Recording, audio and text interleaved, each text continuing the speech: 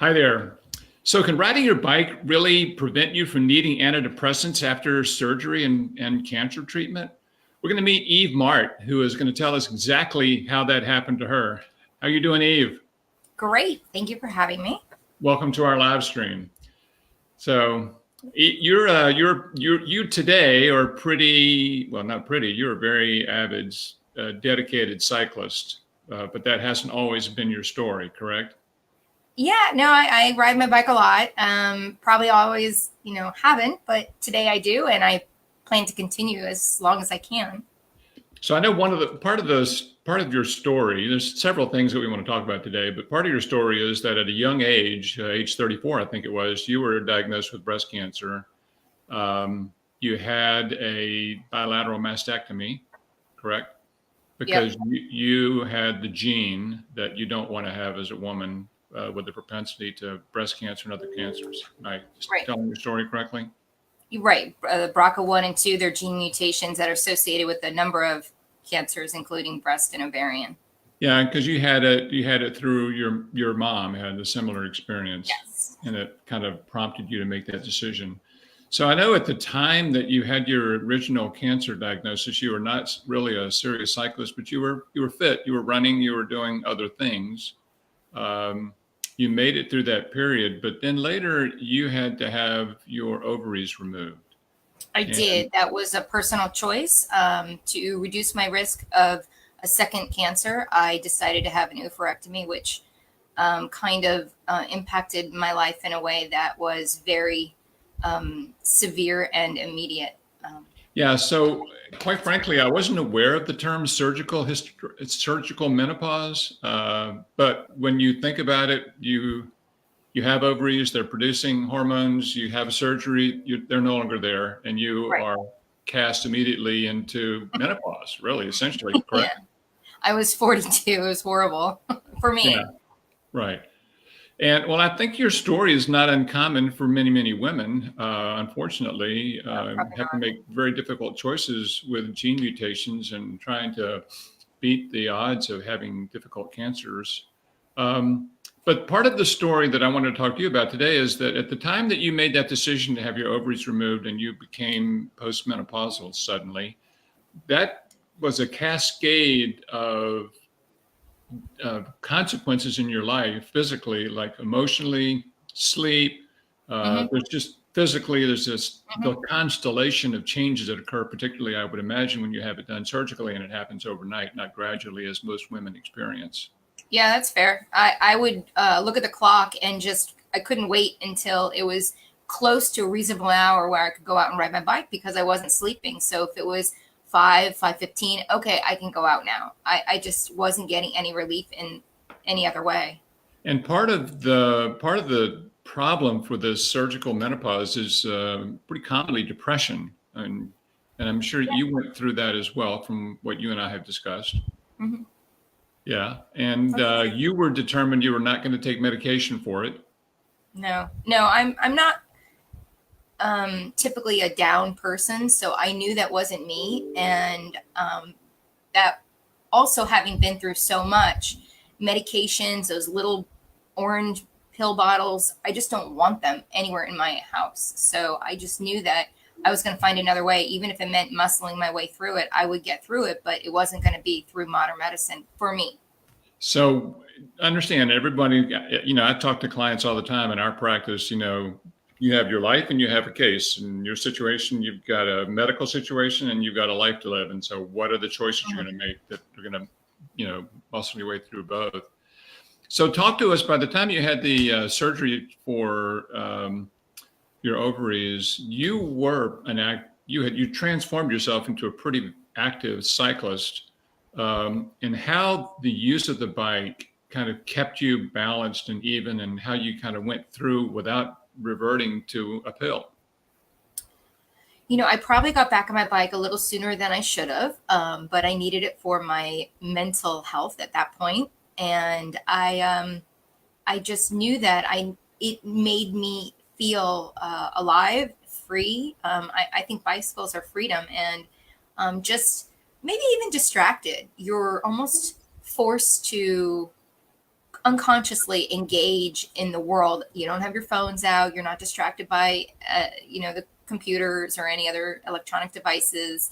And it kept my mind, you know, engaged, and, whether it's dodging cars, which we don't always like to do, but really enjoying, you really get to see the landscape of the roads and the world you live in on a bicycle. You can cover much more territory than just a walk or a run.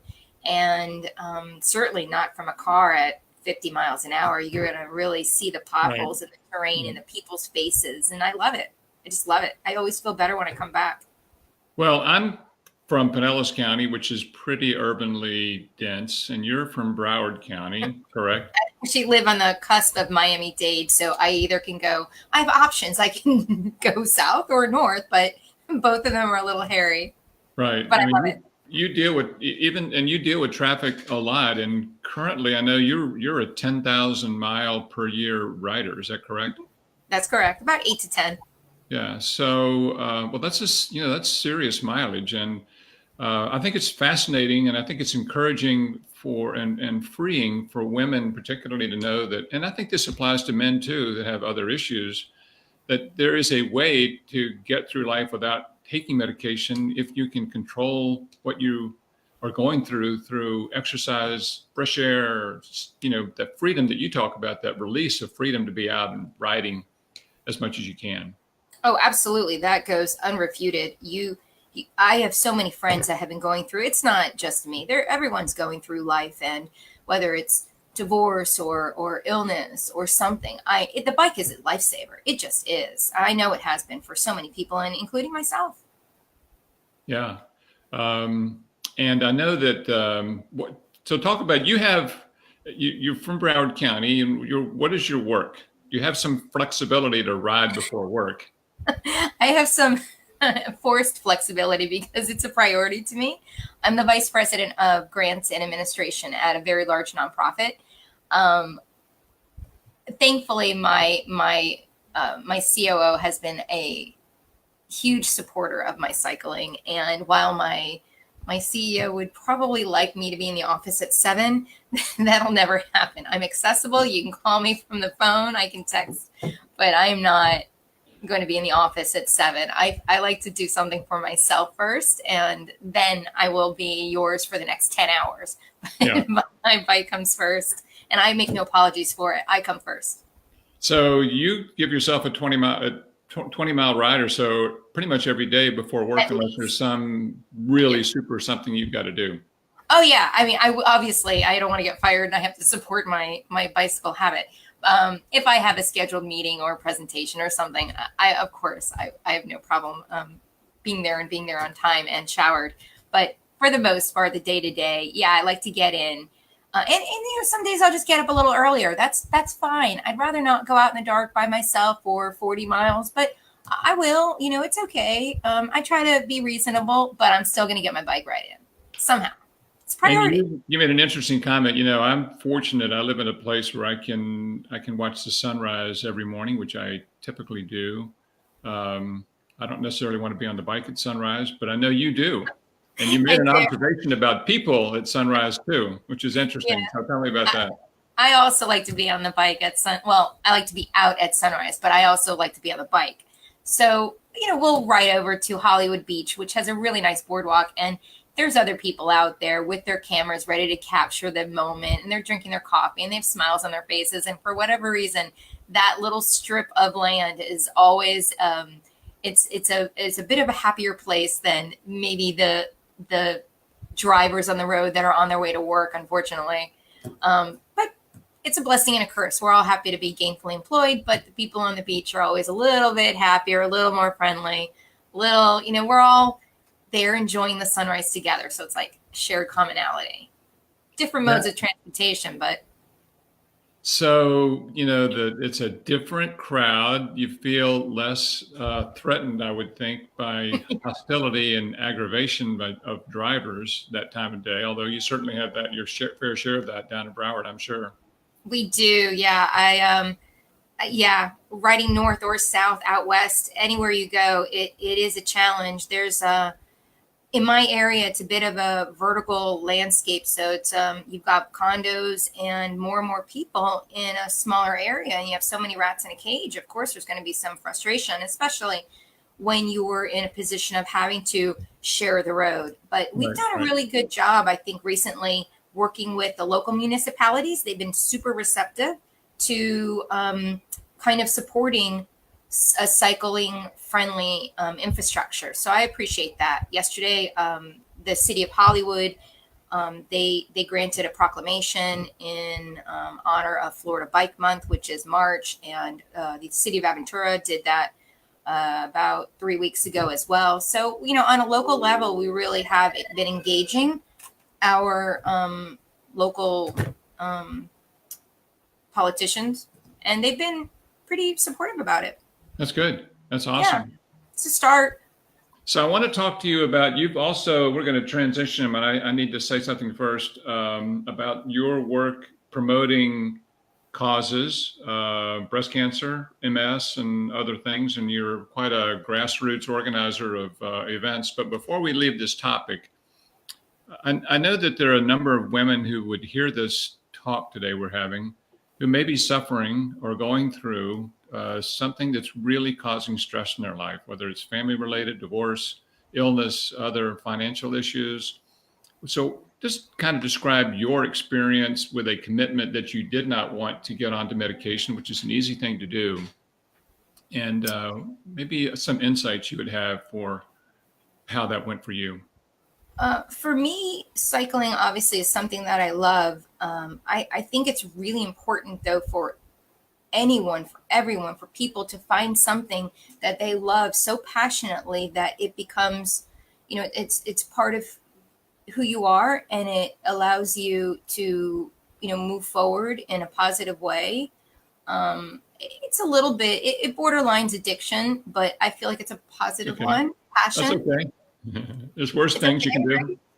But I think if you recognize that, maybe some days it's just enough to get up. But I think it's important to push yourself to get out. And even if it means, reaching out to a friend, go for a walk on the beach. You'd be surprised how much it lifts you up. Don't, kind of break up the day-to-day grind. Somehow you have to take care of yourself. Other people can encourage you, but I did find with my cancer diagnosis, at the end of the day, I was alone with my thoughts, and that's how it is. You have to be your own, best champion advocate, and don't let anybody else tell you otherwise, unless it's positive. And in that case, keep them around you. Well, and you've done other things. Cycling can be a very singular sport if you choose to make it, or you can do it. You can ride with others and make it a much more of an intimate sharing. I know you do both from our conversation, but in the past, you've done other things too. I mean, you've done dragon boats and canoeing, and you might just mention your experience there. I mean, it doesn't have to be all cycling. No, it's interesting. The dragon boating I got into through a friend, and it was actually a breast cancer survivor dragon boat team. I'm kind of competitive though, so even though it was a very competitive team, I was quite a bit younger than a lot of the other ladies on the team, and I ended up defecting to a co-ed team. But either way, I stayed in it, and being able to spend a couple hours out in the water. It's again, you see dolphins. I live in South Florida. We live in paradise. If you can get away from some of the inner city stuff, it's just amazing what you can see if you open your eyes. So the dragon boating was awesome, but I found that I really enjoyed being on my bike. I got to be honest though, some days the best part of being on my bike is stopping for coffee with my friends. Right. No, I know. I know the experience. Yeah, it's a coffee ride. Those are my favorite. Tomorrow is our best ride. Starts the weekend. We meet our friends in Fort Lauderdale. It's awesome.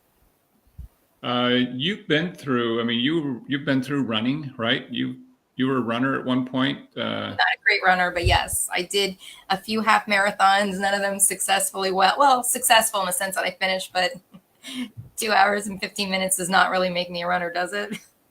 Well, I think it does. I think anybody that runs 1 mile a day is a runner in their own mind, and that's really what we're there for. I think your competitive juices are talking right now.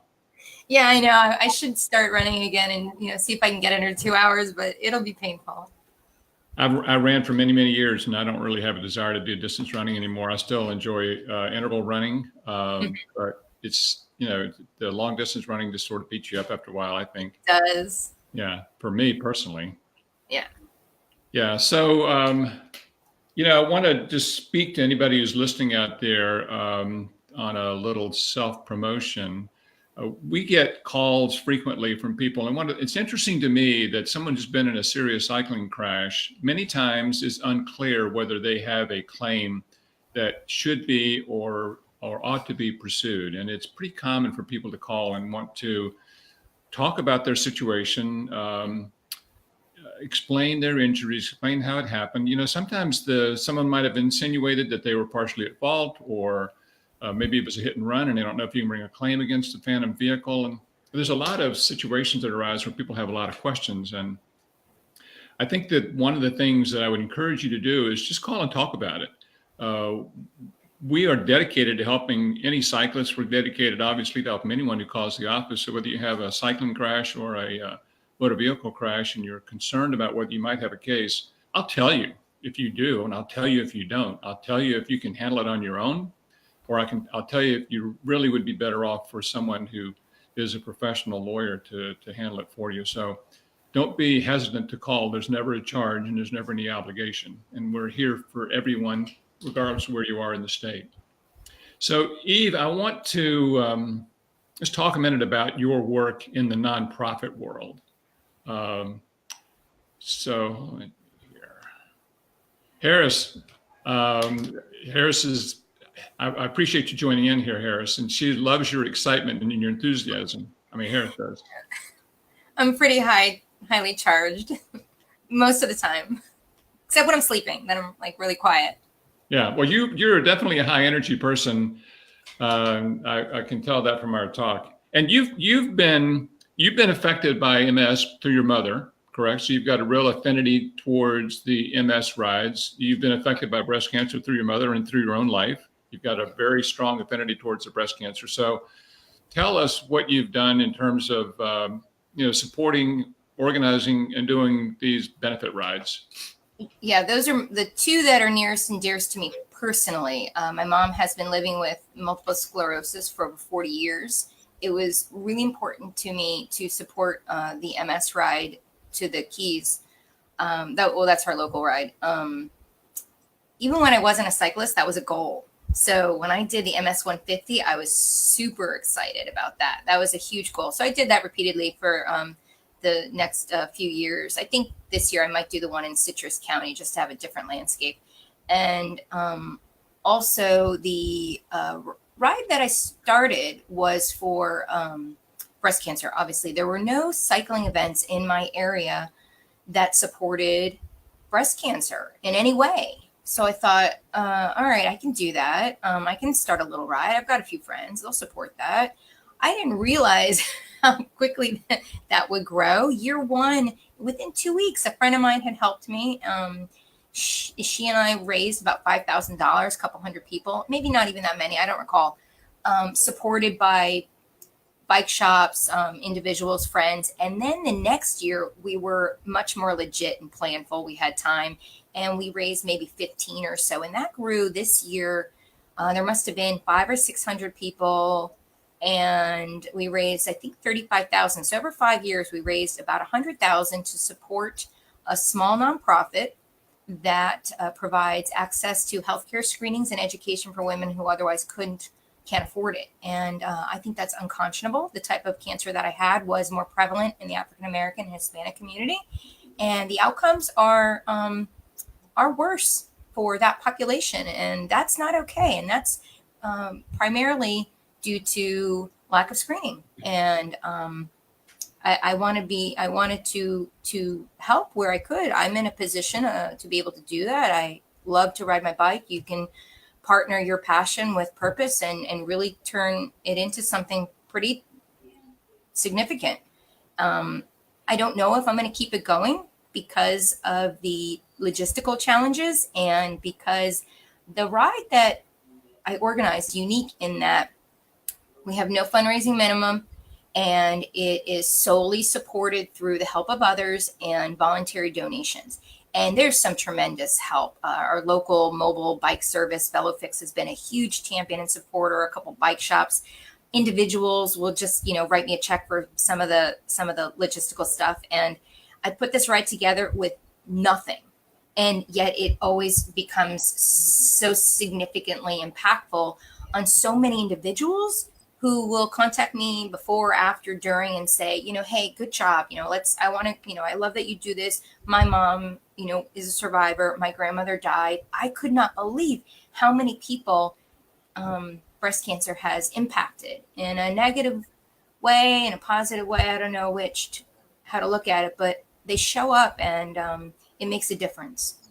So two things. There is a big groundswell of support by people who want to support a cause, that whether they have been touched or their family member has been touched, they want to support that cause. And that's what you tapped into when you were doing those rides. Is that correct?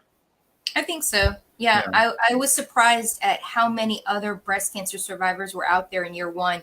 We would do a raffle. We raised all of our money through voluntary donations and a raffle. And there were a few that, that would come up to me if they won something, and they're like, oh, I'm a survivor, a breast cancer survivor also. I was like, oh my gosh, yay. And, we're all out there riding bikes and trying to just keep our head above water, because those same individuals will reach out to me throughout the year. Hey, I had a little problem with this. Have you ever experienced that? Cancer is it's the gift that keeps on giving. There's Right. other things associated with some of the treatment that doesn't really go away, but it's okay. We're here, it's okay. Well, the other thing is, I know that it's one thing to do a ride in a rural county. We do some things in Sarasota County and some counties down by south of there. It's a little simpler, quite frankly, to have a ride where you only go through 3 major intersections, in a Right. 40 or 50-mile ride. Another thing to do it in Broward County, where virtually every block is a major intersection. So if you get into hiring law enforcement for all of that, it can be a daunting task financially. Yeah. And that's where I'm at right now.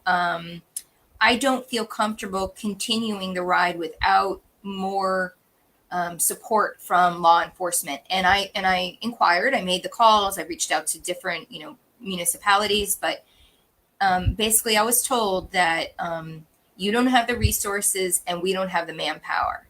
And that's not that was for one particular year, but that is true in the sense that it will eat up our entire fundraising effort. And I do not want to have to charge registration fee, because I know with the other rides, and I've done my homework, the other rides, charge a certain, entry fee, and then they do donate, a portion perhaps, but that portion is like 6 to 10%.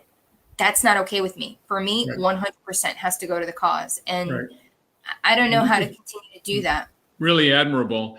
Another interesting thing that you talked about, which I thought was really touched me, was you were contacted by a friend at a bike shop saying, hey, listen, you probably need some support for this ride. And you were like, why would we need support? Everybody's ready. So tell us a little bit about that. Tell us. That was a women's ride, and I had just sort of started riding really well, or really more often. And I ride independently. I know how to change a tire. I know how to fix some things.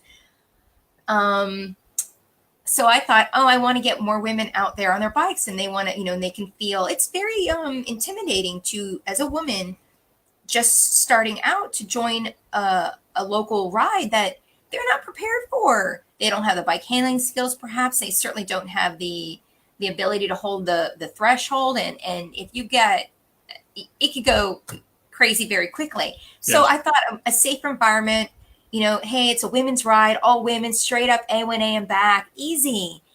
A bike shop owner who's been around for probably 30 years. He's a great guy. He said, hey, Eve, what are you doing to provide support? I'm like, I don't know. I'll be out there. We have different pace groups. We have, I made it very clear, everybody is to bring their own, their own supports, in terms of bring a tube and your toolkit, and, enough water to get you to the rest stop. And what's the problem? What's the big deal? And he was like, yeah, I'll come out there anyway. And Sure enough, yeah, he was right. Women showed up with their bicycles that weren't necessarily with, pump tires. They didn't know what air pressure. So it was a learning experience. And so, of course, going forward, I provided a little more support on the rides.